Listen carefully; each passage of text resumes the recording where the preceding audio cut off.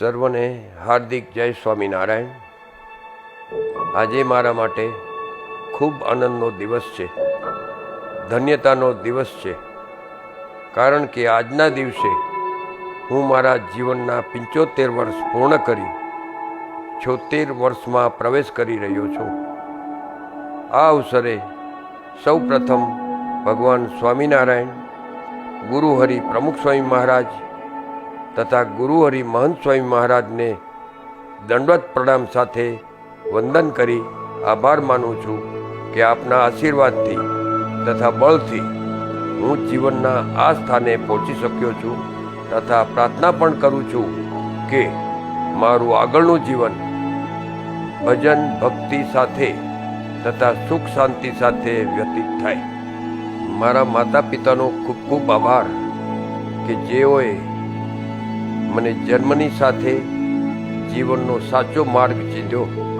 આ ઉપરાંત મારા ભાઈઓને કેમ ભૂલાય કે જેઓએ જીવનની દરેક પળે, તે પછી કુટુંબની હોય કે બિઝનેસની હોય, પણ મારો સતત સાથ સહકાર આપી મારા જીવનને વેગવંતું અને સુખમય બનાવ્યું છે, તેઓ સર્વનો પણ હું હૃદયપૂર્વક આભાર માનું છું। મારા જીવનમાં મારો સાથ આપનાર મારી ધર્મપત્ની કોકિલા, તેમણે પણ સુખ દુઃખના તમામ પ્રસંગોમાં નિસ્વાર્થ ભાવે એક પડછાયાની જેમ સતત ને સતત સહકારભર્યું જીવન જીવી સાચા અર્થમાં મારી અર્ધાંગીની શબ્દને સાકાર કર્યું છે, તે બદલ તેનો પણ ખૂબ ખૂબ આભાર।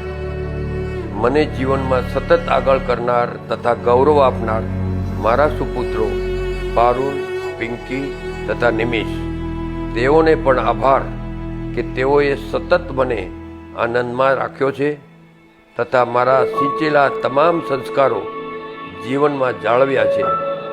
જમાઈરાજ રોમલ તથા તિલેશ ઉપરાંત પુત્રવધુ ટ્વિશલ, તેઓનો પણ આ પ્રસંગ આભાર વ્યક્ત કરું છું કે જેઓએ જીવનમાં મને ઘણો બધો સહકાર આપ્યો છે।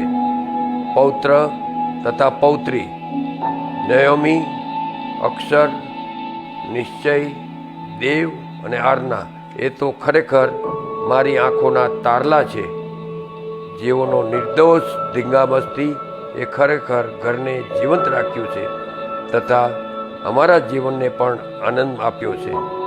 આ ઉપરાંત મારા તમામ સંબંધીઓ, ભત્રીજાઓ, ભત્રીજીઓ, પુત્રવધુઓ, જમાઈઓ વગેરે સર્વનો હું ખરેખર હૃદયપૂર્વક આભાર માનું છું। અંતમાં બસ એ જ કહેવાનું કે આ રીતે હસતા હસતા, આનંદ કરતાં કરતાં, ભજન કરતાં કરતાં જીવનને વ્યતીત કરી શકું, એ જ ભગવાન સ્વામિનારાયણ, ગુરુહરિ પ્રમુખ સ્વામી મહારાજ તથા પ્રગટ ગુરુહરિ મહંત સ્વામી મહારાજના ચરણોમાં પ્રાર્થના છે। આજે આ મારા જન્મદિને પધારનાર સર્વ આમંત્રિત મહેમાનોનું હું હૃદયપૂર્વક આભાર વ્યક્ત કરું છું। જય સ્વામિનારાયણ।